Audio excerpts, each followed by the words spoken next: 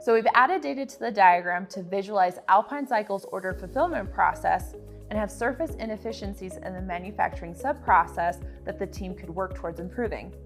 With a general direction and area to focus our energy on, we can leverage these insights to help us make better decisions for prioritizing work and creating a plan that ensures we're moving forward with the best deliverables possible, essentially saving time, energy, and money.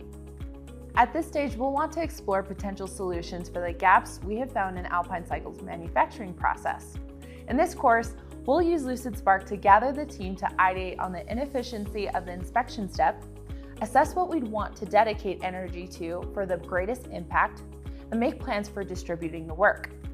Once we've aligned on these tasks, we'll bring those ideas back into Lucidchart to guide us as we reimagine parts of the process to then share with stakeholders and other members of the organization who might be affected or need to be involved.